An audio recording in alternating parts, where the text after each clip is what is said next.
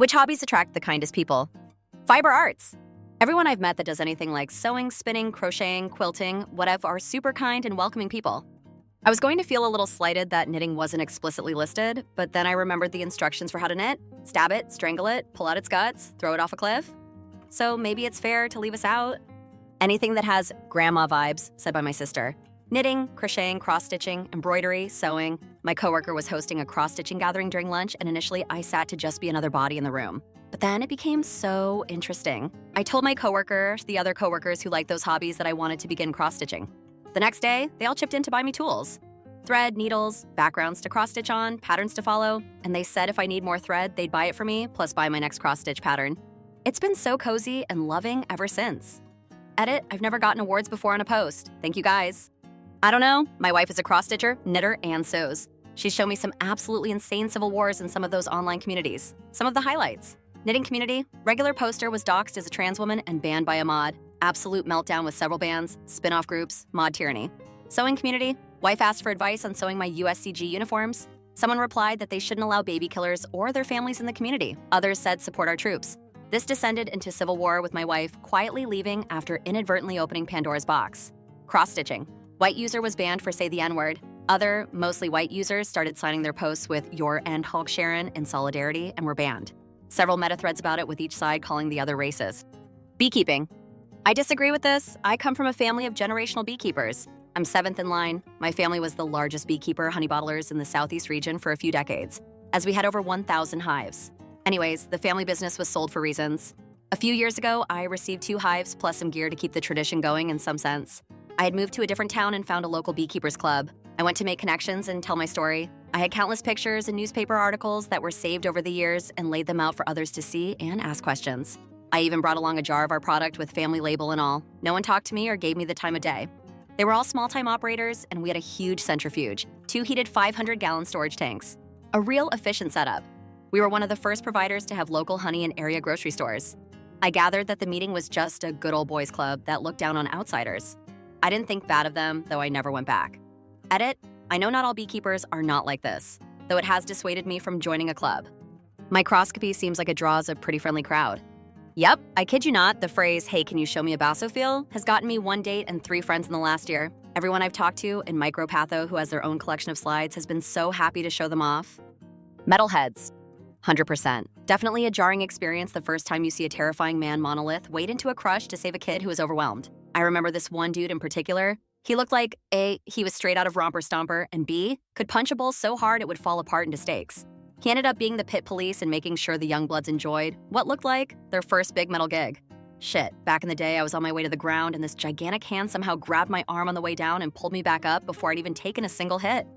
Metalheads when the looks can be deceiving award for sure. Was at a metal show a couple weeks ago in the Circle Pit. I'm a woman. Fell down and another guy fell on me and he was shouting apologizes into my ear. Before I could worry about my head getting stomped, he was lifted off me. A second later, a giant of a man lifted me up by my shoulders, asked if I was good, and when I said, "Yeah, thanks man," he gave me a smile and threw me back in the pit. Metal fans, ESP, and smaller shows are awesome people. Volunteering and community work, people who dedicate time to helping others tend to be super empathetic. They've seen struggles firsthand and usually have big hearts. Completely agree. I have met the kindest, most humble and genuine friends through volunteer and committee service. The ones with big egos mentioned above always get pushed out. At a certain point, it's not worth taking up staff time to deal with them, no matter how much they give. For example, my ex's wife creates so much drama that she gets kicked off committees and boards and asked not to come back from orgs, events, and she's very wealthy. She co-chaired an event that raised 1 and burned so many bridges, she was immediately banned. I regularly volunteer for 4 nonprofits, and I can count the toxic people I deal with on one hand. My friendships, nearly 75%, are from that community service. For the most part, I agree with you, but one of the most judgy bastards I have ever met works at a food bank and is constantly criticizing folks who come in with cars that are too nice or clothes that are too nice and says that they don't need this food and they're taking advantage of things. I have to remind them that sometimes people buy nice clothes and cars and watches and phones or whatnot when they have money, and then when the money goes away because they lose a job or a spouse or something like that food. I am happy to say that the nuns that worked with him all read him the riot act to not be so judgy. It didn't work, of course, because, he knows better than the people who are supposedly, teaching the word of Jesus or whatever. It's just funny that you could do work that is supposed to be so good and yet you still maintain your racist nonsense beliefs. Like, Leave that crap at home or don't do the work. You're not there to judge people, you're there to give hungry people food. I don't care if they just drove up in a Mercedes SUV, you do not know their situation. Nobody has hungry kids at home if I can help it. I can't do as much as I used to these days, but I do what I can, and that's what we all should do, whatever we can. IME folks who look scary are often the nicest, H-punks, goths, skaters, metalheads. I'm a career nanny, and I've always told the kids that if we get separated and they can't find an employee security cop, etc., then look for the people that stand out. People who want to grab and or harm kids want to blend in, and the scary people will do most anything and everything to help a kid and keep them safe. Plus, tattoos and piercings are great at distracting scared kids and helping them calm down. The punk community has the nicest and most accepting people you'll ever meet. Ex-punk, UK, my 2 cents. In a way, yes. You can be dirt poor, have all number of weird problems in life, and generally speaking, people would still enjoy being around you. You can be a total mess and people will buy you a pint, chat, give you a cigarette, or whatever. Everyone was so generous. They also all had such a nice sense of humor, honestly. There was a lot of love in those small local scenes. People genuinely formed their own adopted families' communities. I also never really experienced another subculture that spans so many generations and they'd all hang out together. That was really nice too. But the rules of it all became too restrictive and annoying for me after a while. I found that living by the dress code was just silly and too performative for my liking. I was drawn to punk because I was interested in freedom, not wearing a costume every day to appease my peers. So I ended up toning it down and leaving altogether. Well, it's funny, you can still see me every day in combat boots, a lot of black stuff, army surplus clothing, bits of tartan. It lives on in me a decade later, but it's just grown up, subtle.